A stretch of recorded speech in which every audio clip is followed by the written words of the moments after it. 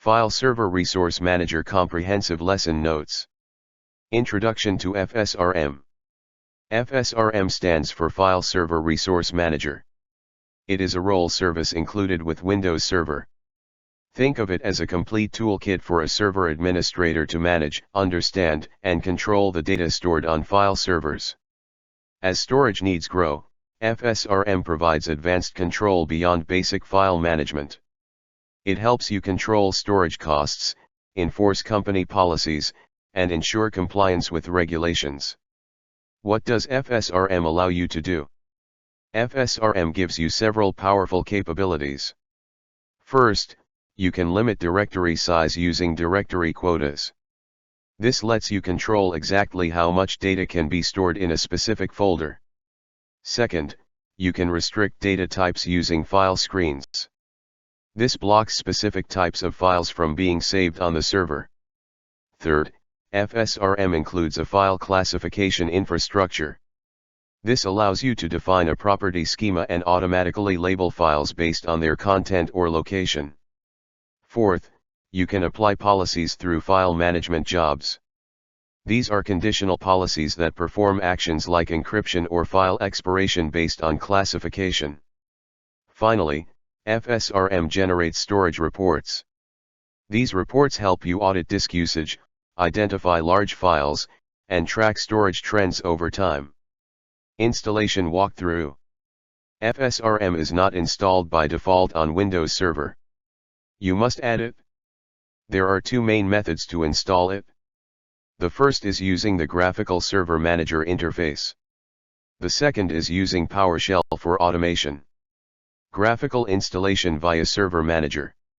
This is the most common method for initial setup. Start by opening Server Manager. Click on Manage in the top right corner and select Add Roles and Features. The Add Roles and Features wizard will appear. Proceed through the wizard. On the installation type page, select role-based or feature-based installation. Click Next. On the server selection page, choose your target server from the server pool. Click Next. On the server roles page, scroll down until you see File and Storage Services. Expand this section. Then expand the subsection called File and ISCSI Services. You will see a list of role services. Check the box for File Server Resource Manager. A pop-up window will appear asking you to add required features. Click the Add Features button. Then click Next. On the Features page, you can accept the defaults and just click Next. You do not need to add any additional features for basic FSRM functionality. On the Confirmation page, review your selections and click Install. The installation will take a few moments. After it finishes, you can verify the installation by going back to Server Manager. Click on the Tools menu in the top right. You should now see File Server Resource Manager listed as an available tool. PowerShell installation. This method is ideal for automation and scripting. Open PowerShell as an administrator. Run the following command. Install Windows feature with the names FS Resource Manager and RSAT FSRM Management. This single command installs both the core FSRM service and the management tools. It is faster and repeatable across many servers. Initial configuration and global settings. Before you start creating quotas and file screens, it is smart to configure the global settings for FSRM. To do this, open the FSRM console. Go to Server Manager, click on Tools, and select File Server Resource Manager. In the console, the tree view on the left shows different sections. At the very top is the root node named File Server Resource Manager with local in parentheses. Right-click on this node and select Configure Options. This opens the FSRM Options dialog box. Here you can set several important global parameters. First is email notifications. You can configure your SMTP server settings. This includes the server name or IP address and the port number. You also set the default administrator email address. This is crucial because FSRM will send alert emails when quotas are exceeded or file screens are violated. Without email, you may not know about issues in real time. Second is notification limits. You can set time limits to prevent FSRM from sending duplicate alerts too frequently. For example, you might set a limit to send the same warning email no more than once every 60 minutes. This prevents alert fatigue and reduces network traffic. Third are storage report parameters. Here you define what constitutes a large file, for example, any file larger than 100 megabytes. You also define the default age for recently accessed files, such as files accessed in the last 90 days. These parameters are used when you generate storage reports later. Fourth are report locations. You can specify the default paths where all generated reports will be saved. This helps keep your reports organized. After setting these options, click OK to save them. Configuring quota management. Quota management is one of the core features of FSRM. Quotas allow you to limit or monitor storage space usage on volumes or folders. You can define a hard quota, which actively blocks writes when the folder is full. Or you can define a soft quota, which only monitors usage without blocking anything. The best practice is to start by creating quota templates. Templates allow you to standardize your quota policies. You create one template and then apply it to many different folders. This makes management much easier. To create a quota template, go to the FSRM console. Expand the quota management section in the left tree view. Click on Quota Templates. In the Actions pane on the right, click Create Quota Template. A dialog box will open. Let us create a sample template. In the template name field, type a descriptive name like Department 10 GB hard limit. In the space limit field, enter the amount of storage space. For this example, enter 10 GB. For the quota type, select hard quota. This will prevent users from saving files once the folder reaches the limit. Now you need to configure notification thresholds. This is a critical step for proactive management. Click the Add button. You will define a threshold at a certain percentage of the quota. For this example, create a threshold at 85%.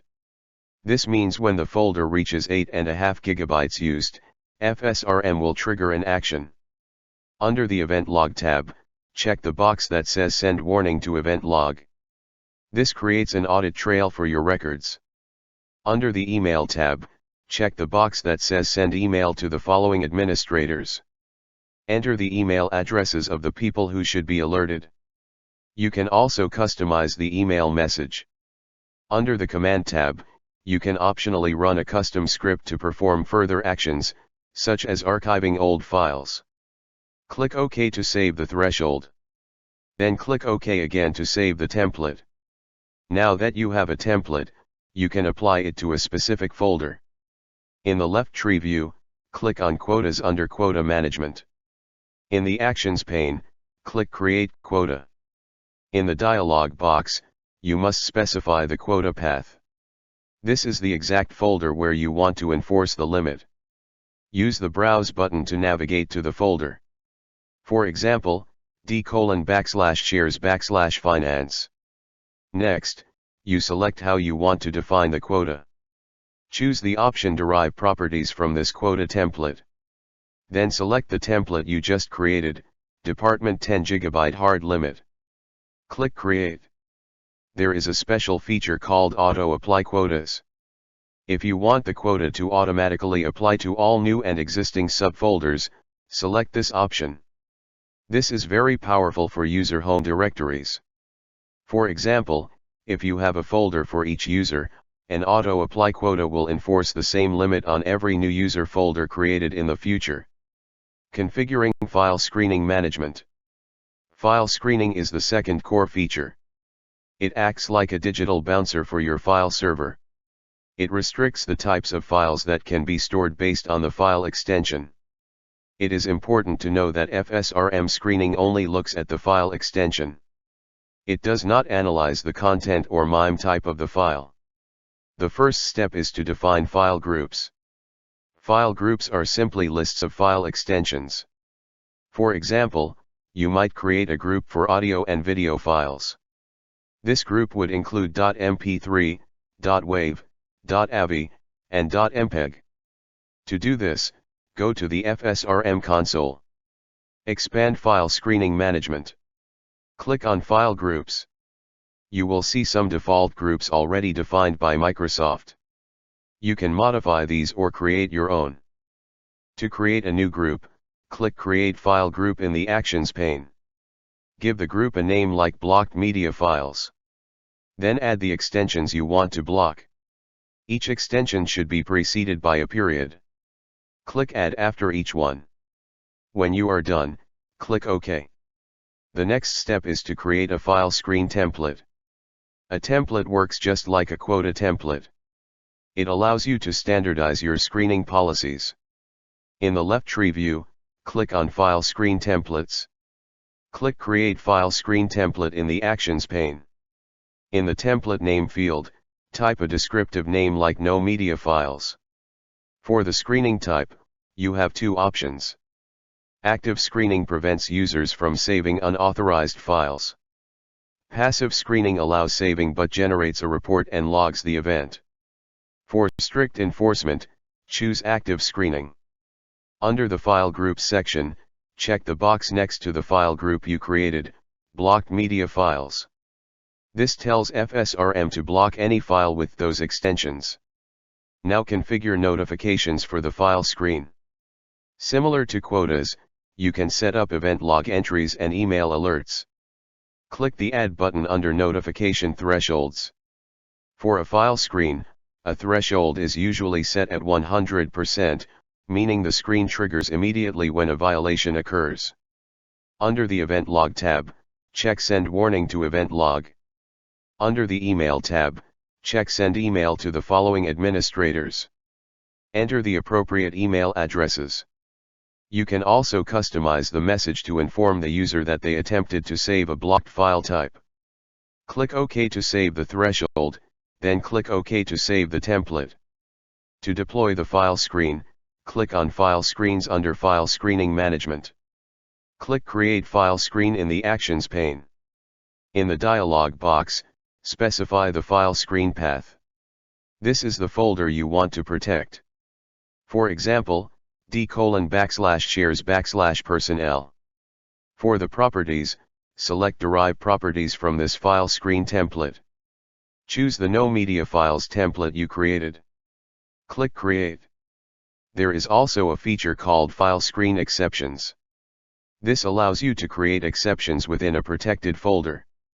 For example, you have a file screen on the root shares folder that blocks all media files. But suppose the marketing department needs to save .wav files for a project.